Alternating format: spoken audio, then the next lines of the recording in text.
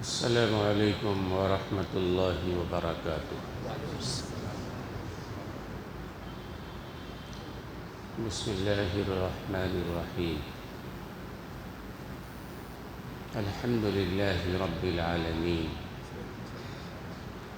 والصلاة والسلام علی سید المرسلین محمد وآلہ واصحابہ اجمعین۔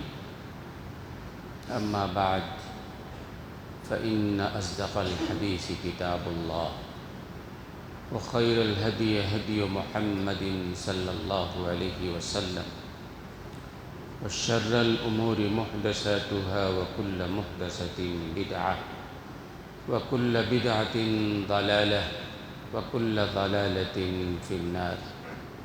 قال الله تبارك وتعالى في القرآن المجيد والفرقان الحميد: اعوذ باللہ من الشیطان الرجیم، بسم اللہ الرحمن الرحیم۔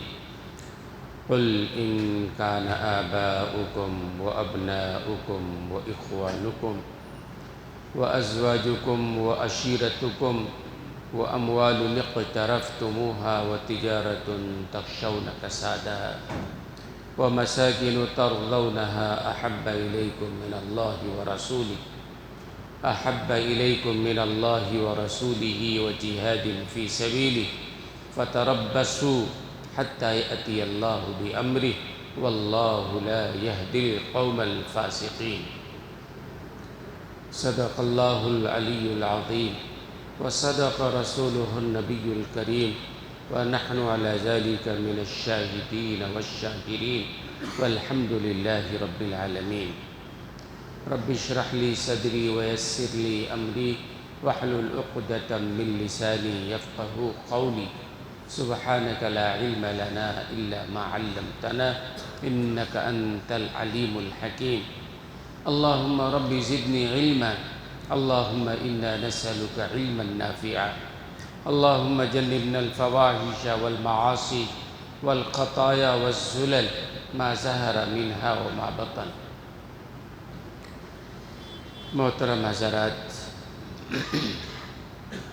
گزشتہ جمعہ سورہ توبہ کی یہ آیت کریمہ میں نے پڑھی تھی۔ آج بھی میں نے سورہ توبہ کی اسی آیت کریمہ کی تلاوت کی ہے، اور اسی کے ضمن میں عرض کرنا ہے، ہم تمام لوگوں کو اپنے ایمان کا جائزہ لینا ہے۔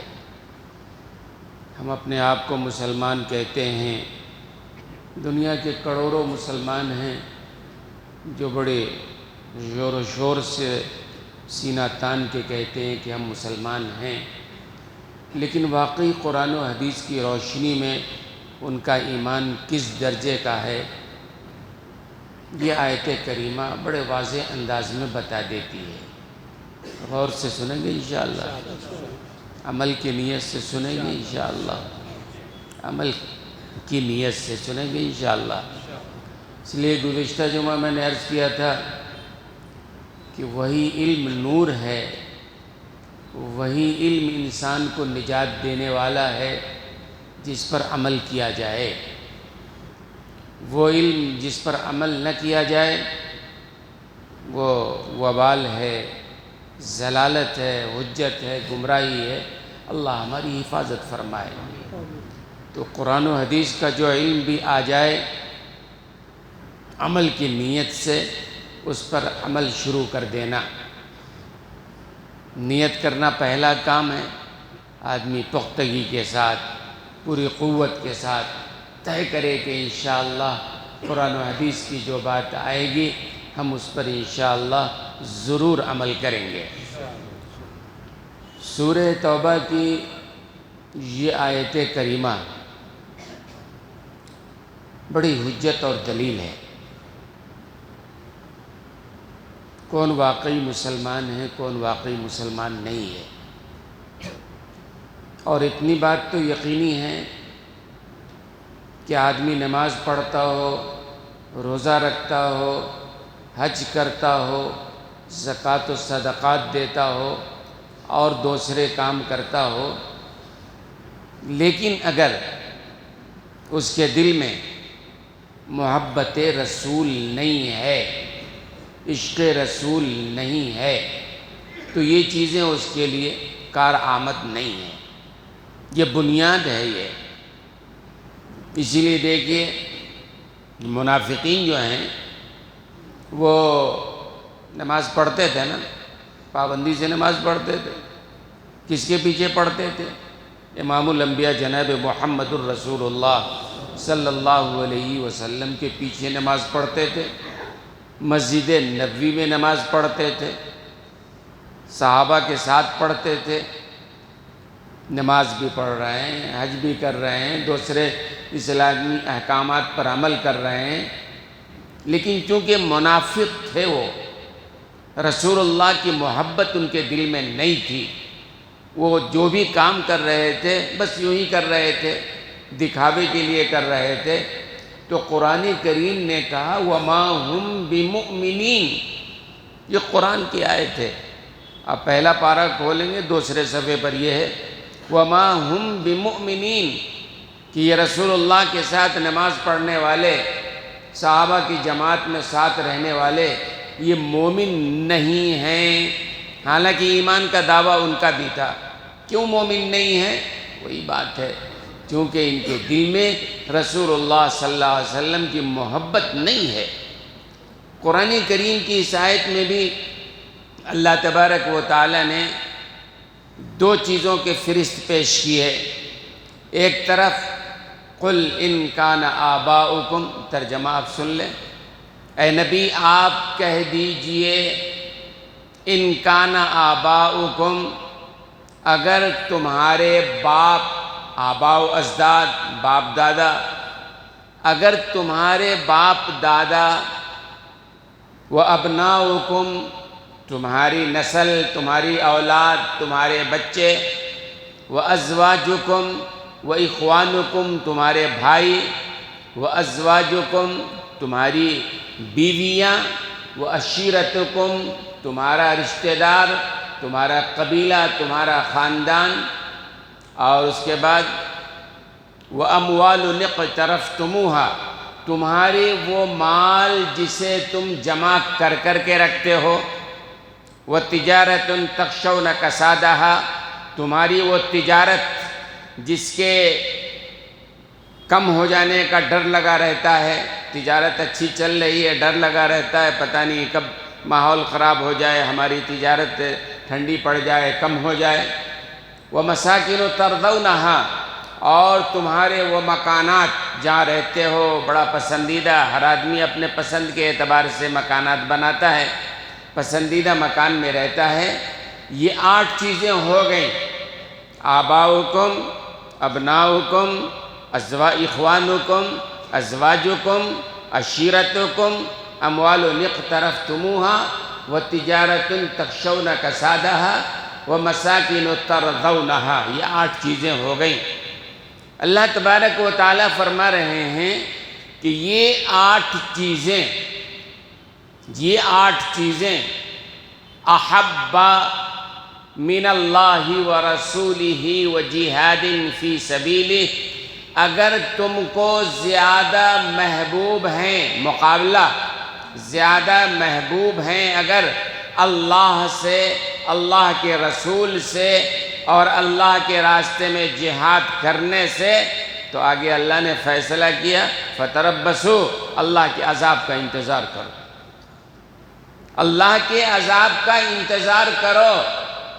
اگر رسول اللہ کے مقابلے میں تمہارا باپ زیادہ محبوب ہے، رسول اللہ کے مقابلے میں بیٹا زیادہ محبوب ہے، رسول اللہ کے مقابلے میں تمہارا خاندان، تمہاری بیویاں، تمہارے بھائی، تمہارا مال، تمہاری دکان، تمہارے مکان اگر زیادہ محبوب ہیں اللہ اس کے رسول کے مقابلے میں، فتربصوا، انتظار کرو۔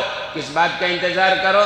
اللہ عذاب لائے، یاتی اللہ بامرہ، اللہ کا عذاب۔ اب جائزہ لیں ہم میں کا ہر آدمی کہ ہماری نگاہ میں اللہ اس کے رسول سے زیادہ محبت ہے یا ہم کو اپنے بیٹے سے، باپ دادا سے محبت ہے؟ مقابلہ ہوگا جبھی تو سمجھ میں آئے گا نا۔ اور مثال تو میں آپ کو ایک ایک کر کے دوں گا انشاءاللہ۔ ایک مثال کہ باپ ایک طرف ہو، رسول اللہ ایک طرف ہو، بیٹا ایک طرف ہو، رسول اللہ ایک طرف ہو، مقابلے کی گھڑی جب آئے گی، جب بات سمجھ میں آئے گی۔ اچھا،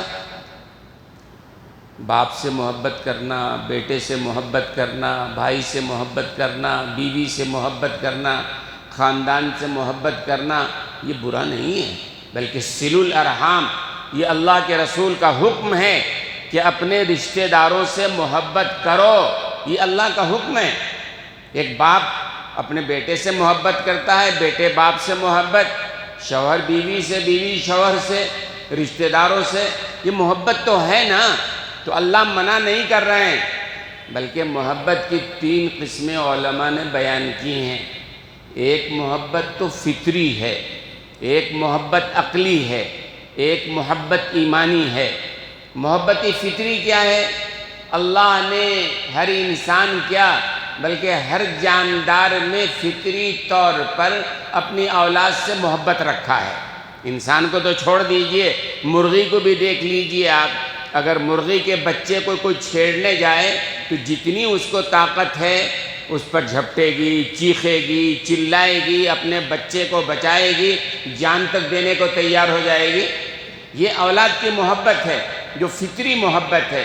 اللہ نے فطری طور پر اولاد کی محبت اور خاندان کی محبت اللہ نے رکھا ہے، اس کو کوئی نکال نہیں سکتا ہے۔ پھر اس کے بعد دوسری چیز ہے یہ فطری محبت ایک طرف ہے، اس کے بعد ہے عقلی محبت۔ انسان عقل کے اعتبار سے محبت کرتا ہے۔ آدمی کی عقل کہتی ہے، نفع و نقصان کی بنیاد پہ آدمی فیصلہ کرتا ہے، بھئی اس میں ہمارا نفع ہے، اس میں ہمارا نقصان ہے۔ جس میں نفع ہے آدمی اس سے محبت کرتا ہے، جس میں نقصان ہے آدمی اس سے بچتا ہے۔ مثال کے طور پر ہر آدمی کو اپنے مال سے محبت ہے نا، لیکن ایک آدمی کو بھوک لگی ہے۔ اب عقل بتا رہی ہے کہ بھوک مٹانے کے لیے پیسہ خرچ کرنا پڑے گا، کھانا لانا پڑے گا، تو آدمی کی عقل بتاتی ہے ہاں بھائی کھانا ضروری ہے ورنہ زندگی نہیں ہے، تو مال سے جو ہم محبت ہے اس کو وہ خرچ کر کے کھانا لا لیتا ہے، کھانا کھا لیتا ہے۔ ایک آدمی بیمار ہے، اس کو مال سے محبت ہے، لیکن عقل بتاتی ہے کہ نہیں، ڈاکٹر کے پاس جانا ہے، فیس بھی دینا ہے، دوا بھی لینا ہے، سرجری ضرورت پڑی وہ بھی کرانا ہے۔ یہ عقل ہے، عقلی محبت، تو عقل کی بنیاد پہ ترجیح ہے۔ تو یہ عقلی چیز جو ہے یہ مومن کے ساتھ خاص نہیں ہے۔ عقلی محبت مومن بھی، کافر بھی، سب شامل ہے۔ کافروں کی عقل جس کو بتاتی ہے، اب دیکھیے ایک کافر ہے وہ سود لیتا ہے، اس کی عقل بتاتی ہے سود لینے میں فائدہ ہے۔ مومن سود نہیں لیتا ہے، کیوں نہیں لیتا ہے؟ عقل اس کی بھی بتاتی ہے کہ بھئی سود لینے میں فائدہ ہے، کیوں نہیں لیتا ہے؟ اس لیے کہ اس سے آگے بڑھ کے ایک چیز ہے محبت ایمانی۔ ایمانی محبت، ایمانی محبت کیا ہے؟ ایمان کی بنیاد پہ فیصلہ کرنا، اللہ اس کے رسول کے حکم کے بنیاد پر فیصلہ کرنا۔ بھئی اللہ نے یہ کہہ دیا، بات ختم ہو گئی، ہماری ایمان نے فیصلہ کر دیا، رسول اللہ نے یہ فرما دیا، فیصلہ کر دیا، بات ختم ہو گئی۔ تو ایمان کی بنیاد پہ مومن سود کیوں نہیں لیتا ہے؟ کیونکہ ہمارے ایمان کا تقاضا ہے، قرآن کا تقاضا ہے، حدیث کا تقاضا ہے کہ بھئی سود حرام ہے، منع کیا ہے اللہ نے، اللہ کے رسول نے، چاہے جتنا بھی نفع سمجھ میں آئے ہم لینے والے نہیں ہیں، ہے نا؟ تو یہ ایمانی محبت ہم سے جو مطالبہ ہے اصل میں ایمانی محبت کا ہے۔ ایمان کی بنیاد پر اگر کہیں مقابلہ ہو جائے، باپ کا اور شریعت کا مقابلہ ہو جائے، کہیں بیٹے کا اور شریعت کا، اس وقت آدمی کو فیصلہ کرنا پڑے گا ہاں ہمارے لیے شریعت مقدم ہے یا نہیں۔ مثال کے طور پر باپ کی مثال لے لیجئے، یہ عبداللہ ابن ابی ابن سلول رئیس المنافقین تھا، مدینے میں رہتا تھا اور بڑا منافق، رئیس المنافقین کہا جاتا ہے، منافقوں کا سردار تھا وہ عبداللہ ابن ابی۔ ان کے صاحبزادے تھے، ان کا نام بھی عبداللہ تھا۔ تو وہ عبداللہ جو تھے وہ ایمان لے آئے تھے اور رسول اللہ صلی اللہ علیہ وسلم کے صحابیوں میں شامل تھے۔ ایک دفعہ ایسا ہوا کہ صحابہ اور یہ منافقین بھی ساتھ میں جہاد میں چلے جاتے تھے، یہ سب لوگ گئے، لوٹ کے آ رہے تھے جہاد سے، تو اصطلاح دیکھو، یہ آج کی اصطلاح نہیں ہے، منافقوں نے، کافروں نے، مشرکوں نے، ظالموں نے یہ کیا اصطلاح کیا کر لیا تھا؟ عبداللہ ابن ابی مدینے میں رہتا تھا، پہلے سے رہتا تھا، اور رسول اللہ صلی اللہ علیہ وسلم اور صحابہ کہاں کے رہنے والے تھے؟ مکے کے رہنے والے تھے، ہجرت کر کے مدینہ آئے تھے، 50 پر 3 سال عمر مبارک کا زمانہ آپ نے مکۃ المکرمہ میں گزارا ہے، وہیں پیدا ہوئے، وہیں پلے بڑھے، سب کچھ۔ 50 پر 3 سال کی عمر ہوئی تو آپ مدینہ طیبہ ہجرت کر کے آ گئے، اللہ کا حکم آ گیا، اب مدینہ طیبہ بھی آپ رہنے لگے۔ اب وہاں جو رہنے لگے تو وہاں پہلے سے جو لوگ رہنے والے تھے صحابہ نہیں، انصار نہیں، انصار تو جان دینے والے تھے، جو منافقین تھے۔ ایک دفعہ ایسا ہوا کہ جنگ حنین میں ایک بڑی جنگ ہوئی تھی، اور جنگ حنین میں بڑا مال غنیمت حاصل ہوا تھا، بہت زیادہ مال غنیمت جنگ حنین میں حاصل ہوا، تو اب وہ مال غنیمت جو حاصل ہوتا اسے تقسیم کرنا ہوتا تھا۔ انصار کے صحابہ ہوتے تھے یا پھر جو ہے مہاجرین ہوتے تھے، وہ ہوتے تھے مہاجرین جو مکے سے ہجرت کر کے حضور کے ساتھ صحابہ آئے تھے، وہ مہاجرین کہلاتے تھے، اور جو وہیں کے رہنے والے صحابہ تھے وہ انصار تھے۔ تو سرکار دو عالم صلی اللہ علیہ وسلم نے غزوہ حنین میں جتنا بھی مال غنیمت ملا تھا، ایک ایک مجاہد کو آپ نے 100 اونٹ عطا فرما دیے، تمام مہاجرین کو آپ نے دیا، لیکن کسی ایک انصار کو آپ نے ایک اونٹ بھی نہیں دیا۔ بات سمجھ میں آ رہی ہے؟ غزوہ حنین انصار مہاجرین سب نے مل کے لڑا، لیکن فتح کے بعد جو مال غنیمت حاصل ہوا تو رسول اللہ صلی اللہ علیہ وسلم نے سارا مال غنیمت مہاجرین میں، مکے والوں میں تقسیم کر دیا۔ وطن میں ساتھ میں آئے تھے ہجرت کر کے، تو انصار کے مدینے کے رہنے والے جو بعض نوجوان صحابہ تھے، ان کی زبان پر یہ بات آ گئی، یغفر اللہ لرسول اللہ صلی اللہ علیہ وسلم، یعنی پیچھے سرگوشی کہ اللہ رسول اللہ کی مغفرت کرے، سارا مال غنیمت جو ہے مہاجرین میں آپ تقسیم فرما رہے ہیں، حالانکہ جنگ میں ہم بھی شامل تھے، جنگ میں ہم بھی شامل تھے، اور ہمارے تلوار سے خون ٹپک رہا ہے، لیکن ہم کو آپ نے نہیں دیا، اور سارا کا سارا مال غنیمت کس کو دے دیا؟ مہاجرین کو دے دیا۔ حضور اکرم صلی اللہ علیہ وسلم تک یہ بات پہنچی تو اللہ کے رسول نے انصار سے کہا کہ تمام انصار کو جمع کرو۔ انصار کو جمع کیا، جمع کرنے کے بعد اللہ کے رسول نے فرمایا کہ مجھ تک یہ بات پہنچی ہے کہ تم میں سے بعض لوگوں کو یہ شکایت ہے کہ میں نے مہاجرین کو مال غنیمت دیا، تم کو نہیں دیا ہے۔ تو بعض بڑے انصاری صحابہ جو تھے، بزرگ بڑے، انہوں نے کہا نہیں یا رسول اللہ، ہم نے تو کچھ نہیں کہا، بعض نوجوانوں نے یہ بات کہی ہوگی تو ان کی ناسمجھی ہے، ہم اس کے لیے معذرت چاہتے ہیں۔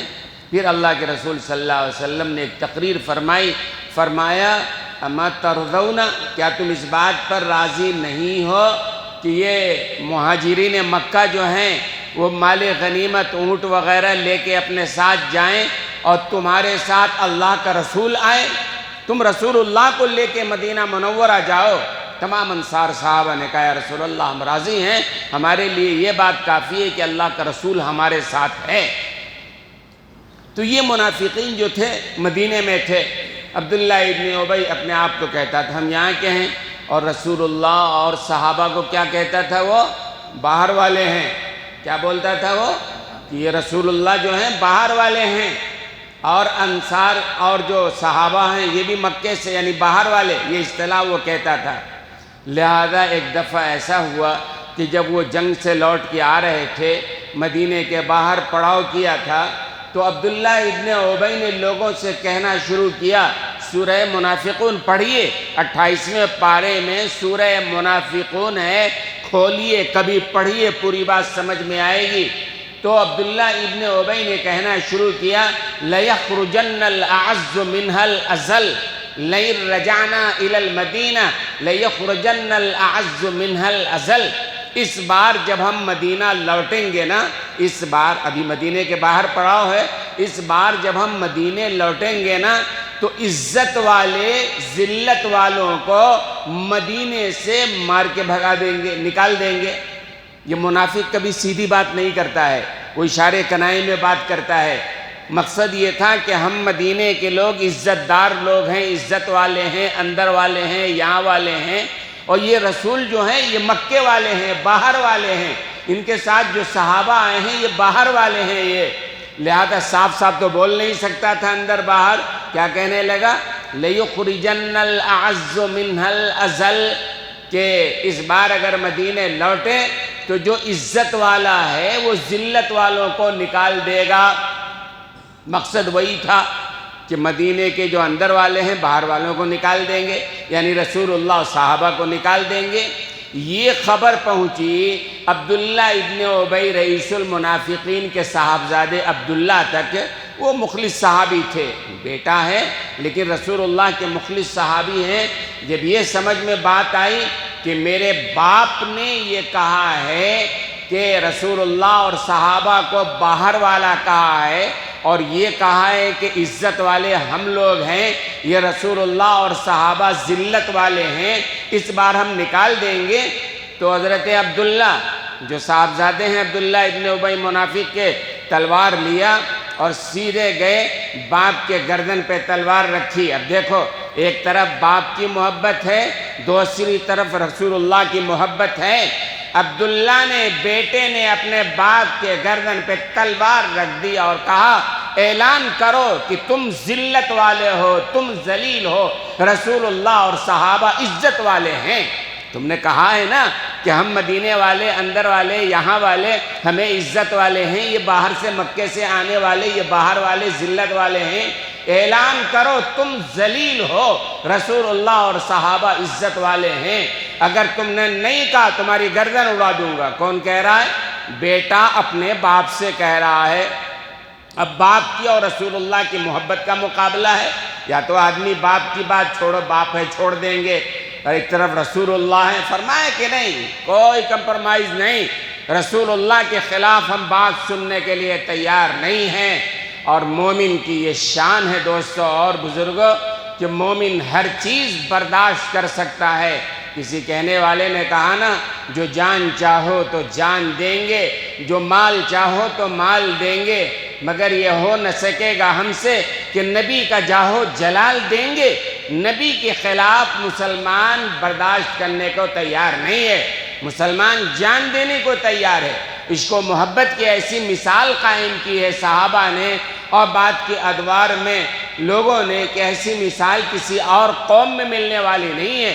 عجیب و غریب مثالیں بتا دیا کہ ہم سب کچھ برداشت کر سکتے ہیں، جان چاہو جان دے دیں گے، ہمارے گھروں کو لوٹ لو، مال لے لو، جو چاہو کر لو، لیکن ہم رسول اللہ کی عزت پر حرف نہیں آنے دیں گے۔ یہ ثابت کیا ہے مسلمانوں نے۔ اور بہت سارے ایسے لوگوں ہیں، ایسے لوگ، شاہ عطا اللہ صاحب بخاری رحمۃ اللہ علیہ، پہلے بھی میں نے عرض کیا تھا کہ صاحب وہ لاہور میں رسول اللہ صلی اللہ علیہ وسلم کو گالیاں دیتا تھا، حضرت عائشہ صدیقہ رضی اللہ تعالی عنہا کو گالیاں دیتا تھا۔ شاہ عطا اللہ صاحب بخاری رحمۃ اللہ علیہ آئے اور عشاء بعد بیان شروع ہوا تو ایک صاحب میمورنڈم لے کے آئے کہ کل جا کے دینا ہے ذمہ داروں کو، کلکٹر کو یہ میمورنڈم دینا ہے۔ شاہ عطا اللہ صاحب بخاری نے میمورنڈم لے کے پھاڑ دیا، فرمائے کہ یہ میمورنڈم دینے کا وقت نہیں ہے، آر پار کی لڑائی ہے، ہمارے صحابہ ہمارے رسول اللہ کو اور ان کے خاندان کو گالیاں دی اور ہم خاموش بیٹھے رہیں۔ حضرت کی تقریر شروع ہوئی اور اسی مجمع میں کہتے ہیں ایک عام آدمی، کوئی بڑا دانشور نہیں تھا، کوئی بڑا عالم نہیں تھا، کوئی بڑا بہادر نہیں تھا، عام آدمی، کہتے ہیں موچی تھا یا تانگا چلانے والا تھا، شاہ صاحب کے بیان کو سنا، اس نے طے کیا کہ آنے والی صبح کی سورج یا تو میں دیکھوں گا یا رسول اللہ کا دشمن دیکھے گا۔ ایسا نہیں ہو سکتا ہے کہ میں بھی زندہ رہوں اور رسول اللہ کو گالیاں دینے والا بھی زندہ رہے، ایسا نہیں ہو سکتا ہے۔ اور اس نے کہیں سے خنجر لیا اور پتہ پوچھ سے گھر پہنچا اور جا کے اس کو قتل کر دیا۔ جو دشمن رسول تھا، جو گالیاں دیتا تھا، انگریز کا زمانہ تھا اور پکڑا گیا، پھر اس پر عدالت میں مقدمہ قائم ہوا تو جو وکیل دفاع تھے اس کی طرف سے لڑنے والے غازی علیم الدین نام تھا، اس کی طرف سے جو وکیل دفاع تھے مسلم وکلا، انہوں نے بہت سمجھایا اس کو کہ بھائی جج کے سامنے کہہ دینا جس وقت ہم نے یہ کام کیا ہم ہوش میں نہیں تھے، ہوش و حواس ہمارا ختم ہو گیا تھا، یہ کہہ دینا آگے ہم بچا لیں گے، دیکھ لیں گے۔ غازی علیم الدین نے کہا کیا بکواس کرتے ہو، پوری زندگی ہماری بے ہوشی کی حالت میں گزری ہے، ہوش کا وہی عالم تھا جس وقت ہم نے رسول اللہ کے دشمن کو قتل کیا ہے۔ میں یہاں بھی کہوں گا، جج کے سامنے بھی کہوں گا، تختہ دار پہ چڑھ کے بھی کہوں گا کہ میں نے رسول اللہ کے دشمن کو قتل کیا ہے۔ تو دوستو اور بزرگوں، یہ عشق رسول ہے، رسول اللہ صلی اللہ علیہ وسلم کی محبت ہے جو ہمیں غور کرنا پڑے گا، ہمیں اپنا جائزہ لینا پڑے گا کہ ہمارے اندر کتنی محبت ہے، کیا ہے۔ اور کسی نے صحیح کہا ہے، نماز اچھی، روزہ اچھا، حج اچھا، زکوٰۃ اچھی، سب اچھا رہنے دو، مگر میں باوجود اس کے مسلمان ہو نہیں سکتا۔ نہ جب تک کٹ مروں حضرت یثرب کی عزت پر، خدا شاہد کامل میرا ایمان ہو نہیں سکتا۔ اطاعت سے جو دل خالی ہو دل ہو نہیں سکتا، بشر انسان کہلانے کے قابل ہو نہیں سکتا۔ طاعتیں بیکار سجدے رائے گا حامد، جتنے سجدے کر لو طاعتیں بیکار سجدے رائے گا حامد، بلا عشق نبی ایمان کامل ہو نہیں سکتا۔ یہ عشق نبی ہے جو ہمارے دلوں میں ہونا چاہیے، رسول اللہ صلی اللہ علیہ وسلم کی سنت سے محبت ہونی چاہیے، رسول اللہ صلی اللہ علیہ وسلم کے ذات سے محبت ہونی چاہیے، اور رسول اللہ صلی اللہ علیہ وسلم کی شریعت آپ کے لائے ہوئے دین سے ہر چیز سے زیادہ محبت ہونی چاہیے۔ حضرت عثمان غنی رضی اللہ تعالی عنہ صلح حدیبیہ کے موقع پر اللہ کے رسول نے بھیجا تھا اندر مکہ المکرمہ، کافروں سے جا کر بات کرو۔ آپ حدیبیہ کے مقام پہ ٹھہرے ہوئے تھے صحابہ کے ساتھ اور عمرہ کرنے کے لیے آئے تھے۔ وہاں جب گئے تو حضرت عثمان غنی کا جو کپڑا وہ پنڈلی کے اوپر تھا، جو سنت ہے یہ پنڈلی نہیں ڈھکنی چاہیے۔ جو لوگ پنڈلی ڈھکتے ہیں وہ سوچیں، بعض حضرات بعض نوجوانوں کو دیکھا پینٹ پہننے والے نماز میں ایسا موڑ لیتے ہیں، فولڈ کر لیتے ہیں۔ ارے صرف نماز کی بات نہیں ہے، وہ پنڈلی ہر حال میں کھلی رہنی چاہیے۔ آپ نماز میں ہو، گھر میں ہو، مکان میں ہو، پنڈلی کھولنا، پنڈلی کو چھپانا غلط ہے، حرام ہے۔ حضرت عثمان غنی گئے تو اس زمانے میں مکے میں جو کافر تھے تو جو جتنا بڑا سردار ہوتا تھا اس کے کپڑے جو ہے زمین پر وہ لڑتے رہتے تھے، زمین پر زیادہ، بلکہ اور کوئی بڑا سردار ہوتا تھا اس کے کپڑے پیچھے سے اس کے خدام اٹھا کے چلتے تھے۔ تو حضرت عثمان غنی کی جو لنگی تھی تہبند، وہ آدھی ٹنگلی وہ پنڈلی کے اوپر تھی بہت، تو انہوں نے کہا، ان کے چچا زاد بھائی تھے، بھائی آپ جا رہے ہو کم سے کم یہ تو ٹھیک کر لو ورنہ کیا کہیں گے۔ تو حضرت عثمان غنی رضی اللہ تعالیٰ عنہ نے کہا، لا ہاکذا ازارت النبی صلی اللہ علیہ وسلم، ہرگز نہیں، ہرگز نہیں، میں نے میرے آقا اور مولا جناب محمد الرسول اللہ صلی اللہ علیہ وسلم کے ازار کو دیکھا ہے، پنڈلی کے اوپر آپ باندھتے ہیں اور یہی سنت ہے۔ دنیا اگر برا سمجھتی ہے سمجھے، ہمیں اس کی پرواہ نہیں ہے، ہمارے آقا کی سنت یہ ہے، طریقہ یہ ہے، تو یہ فیصلہ کرنا ہے۔ اصل میں ایمان اس کا نام ہے، محبت اس کا نام ہے۔ خالی کھلی زبان سے کہیں رسول اللہ کے ہم عاشق ہیں، رسول اللہ سے محبت کرنے والے ہیں، ارے محبت جو ہے نا وہ کہنے کی محتاج نہیں ہے، بلکہ ہر ادا بتا دیتی ہے کہ واقعی یہ محبت کرنے والا ہے۔ تو ہمیں تو اس آیت میں اللہ تبارک و تعالیٰ نے کیا فرمایا، اور تمہارے آباء و اجداد، حضرت عبداللہ ابن ابی کے صاحبزادے نے بتا دیا ایک طرف باپ کی محبت ہے، ایک طرف رسول اللہ کی محبت ہے۔ ایمان نے فیصلہ کیا اور تلوار لے کے گئے، باپ کے گردن پہ تلوار رکھ دی، اعلان کرو تم ذلیل ہو اور رسول اللہ اور صحابہ عزت والے ہیں۔ اور باپ نے جب تک اعلان نہیں کیا تلوار نہیں ہٹایا۔ معلوم ہوا جب مقابلہ ہو جائے باپ کی محبت کرو، لیکن مقابلہ آ جائے تو رسول اللہ مقدم ہیں، رسول اللہ کے مقابلے میں پھر اور کسی کی بات نہیں ہوگی۔ پھر آگے دیکھیے، وہ ابناؤکم، اگر تمہارے بیٹے زیادہ عزیز ہو جائیں اللہ سے، اس کے رسول سے، جہاد میں جانے سے، تو ظاہر ہے اللہ کے عذاب کا انتظار کرو۔ مثالیں صحابہ میں ملیں گی بہت ساری، ایک طرف باپ ہے، ایک طرف رسول اللہ ہیں۔ اور حضرت ام حبیبہ رضی اللہ تعالی عنہ کا واقعہ کہ حضرت ام حبیبہ حضرت ابو سفیان، یہ بعد میں ایمان لائے ہیں، ابو سفیان کی صاحبزادی ہیں۔ پوری زندگی ابو سفیان رسول اللہ صلی اللہ علیہ وسلم سے لڑتے رہے، جنگ لڑتے رہے، لیکن اس سے پہلے ان کی صاحبزادی جو ہے ام حبیبہ ایمان لے آئیں اور رسول اللہ صلی اللہ علیہ وسلم نے نکاح میں قبول فرما لیا۔ وہ مدینہ طیبہ میں ہیں حضرت ام حبیبہ۔ ابو سفیان جب مدینہ گئے، ابھی ایمان نہیں لائے ہیں، جب مدینہ گئے تو انہوں نے سوچا ہماری بیٹی تو مدینے میں ہے، جا کے مل لیتے ہیں۔ گئے ملنے کے لیے حضرت ام حبیبہ سے، رسول اللہ صلی اللہ علیہ وسلم سے حضرت ام حبیبہ نے پوچھا کیا میں میرے باپ سے مل سکتی ہوں؟ اللہ کے رسول نے کہا بے شک باپ کا حق ہے، ضرور ملو۔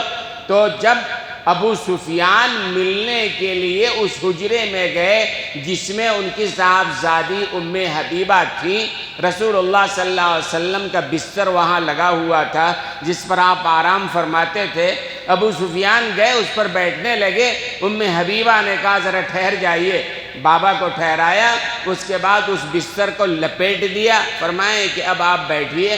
حضرت ابو سفیان پریشان ہو گئے، انہوں نے پوچھا بیٹی کیا میں اس بستر کے لائق نہیں ہوں یا یہ بستر میرے لائق نہیں ہے؟ کیا وجہ ہے کہ بستر لپیٹ دیا، اب کہہ رہی ہو بیٹھنے کے لیے؟ تو حضرت ام حبیبہ نے، حالانکہ ایک طرف باپ ہیں ایک طرف رسول اللہ ہیں، لیکن رسول اللہ کی محبت ہے، حضرت ام حبیبہ نے کہا کہ آپ ہمارے باپ ضرور ہیں لیکن آپ اس بستر کے لائق نہیں ہیں، اس لیے کہ یہ بستر رسول اللہ کا ہے، رسول اللہ پاک ہیں اور آپ مشرک کافر ہونے کی وجہ سے ناپاک ہیں، اور کسی ناپاک کو میں رسول اللہ کے پاک بستر پہ نہیں بٹھا سکتی، اس لیے میں نے رسول اللہ کے بستر کو لپیٹ دیا ہے، اب آپ بیٹھیے۔ ایک طرف باپ کی محبت ہے، ایک طرف رسول اللہ کی محبت ہے، مقابلہ جب بات سمجھ میں آئے۔ آپ دیکھ رہے ہیں کہ آج دنیا میں پہلے بھی ہوتا رہا ہے، رسول اللہ کے زمانے میں بھی ہوتا رہا ہے، رسول اللہ سے پہلے بھی ہوتا رہا ہے، انبیاء کو گالیاں دینے والے ہر زمانے میں رہے۔ رسول اللہ صلی اللہ علیہ وسلم کے زمانے میں بھی کعب ابن اشرف یہودیوں کا سردار تھا، رسول اللہ صلی اللہ علیہ وسلم کو بڑی گالیاں دیتا تھا، جو کیا ہوا اس کا انجام، اس کا حشر۔ اور پھر حضور اکرم صلی اللہ علیہ وسلم نے ایک خط لکھا تھا، حضور اکرم صلی اللہ علیہ وسلم نے ایران کے، اس زمانے میں ایران سپر پاور، اس کے پاس کسریٰ کا جو دربار تھا، خسرو پرویز کے پاس حضور اکرم صلی اللہ علیہ وسلم نے خط لکھا تھا، دعوتی خط، ایمان لے آؤ، اسلام لے آؤ گے تو محفوظ ہو جاؤ گے۔ خسرو پرویز کے دربار میں یہ دعوت نامہ لے جانے والے عبداللہ ابن حذافہ سہمی رضی اللہ تعالیٰ عنہ ہیں۔ اللہ کے رسول نے کہا یہ دعوت نامہ لے کے جاؤ، وہ لے کے گئے، اور جب وہاں وہ گئے ہیں اور خسرو پرویز کو وہ دعوت نامہ دیا ہے، خسرو پرویز نے جو پڑھا بڑا غصہ آیا کہ میرے نام کے اوپر اس غلام نے، یعنی رسول اللہ نے اپنا نام لکھا تھا، اوپر ہوتا ہے لکھنے والے کا نام، کون خط لکھ رہا ہے؟ غصے میں آ گیا، اتنی ہمت محمد کی کہ جس نے میرے نام کے اوپر اپنا نام لکھا اس خط کو پھاڑا، ٹکڑے ٹکڑے کر کے پھینک دیا۔ اور خسرو پرویز نے یمن کے گورنر بازان کو حکم دیا جاؤ جا کے اس محمد کا سر قلم کر کے لے کے آؤ یا پھر اسے گرفتار کر کے میرے پاس لے آؤ، سپر پاور بڑی طاقت والا آدمی ہے۔ بازان نے اپنے آدمیوں کو بھیجا مدینہ، جاؤ جا کر وہ محمد صلی اللہ علیہ وسلم کو یا تو گرفتار کرو یا گردن کاٹ کے لاؤ، ہمیں پیش کرنا ہے خسرو پرویز کے دربار میں۔ لوگ گئے تو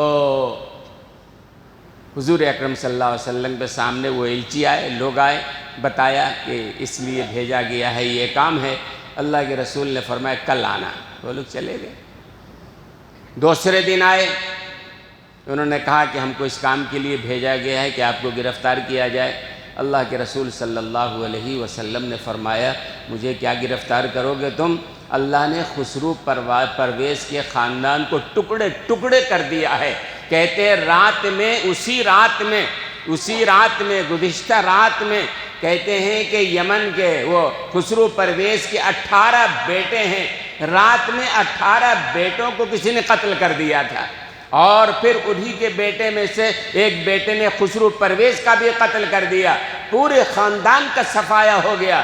رسول اللہ صلی اللہ علیہ وسلم کے ٹکڑے ٹکڑے، اس نے خط کو ٹکڑے ٹکڑے کیا تھا، اللہ نے پورے نسل کو، خاندان کو تباہ و برباد کر دیا ہے۔ اور پھر اس کے بعد کہتے ہیں ایران کا جو بھی حاکم ہوا ایک زمانے تک وہ یہی ہوا، کسریٰ کا جو حاکم ہوتا 6 مہینے میں قتل ہو جاتا، پھر دوسرا بادشاہ آتا قتل ہو جاتا، اس طرح چند سالوں کے بعد وہ حکومت ہی ختم ہو گئی ہے۔ اس لیے یہ پہلے سے چلا آ رہا ہے۔ آج بہرحال کچھ زیادہ آپ دیکھ رہے ہیں، جگہ جگہ ملعون، مردود، ناہنجار، دریدہ دہن، کمبخت یہ لوگ ہیں جو رسول اللہ صلی اللہ علیہ وسلم کا نام لیتے ہیں اور ان پر کیچڑ اچھالتے ہیں۔ ظاہر سی بات ہے ان کے کیچڑ اچھالنے سے کیا ہوگا؟ ہمارے آقا کی تعریف اللہ نے کی ہے، وَرَفَعْنَا لَكَ ذِكْرَكَ، اللہ کہتے ہیں کہ اے نبی ہم نے آپ کے ذکر کو بلند کیا ہے۔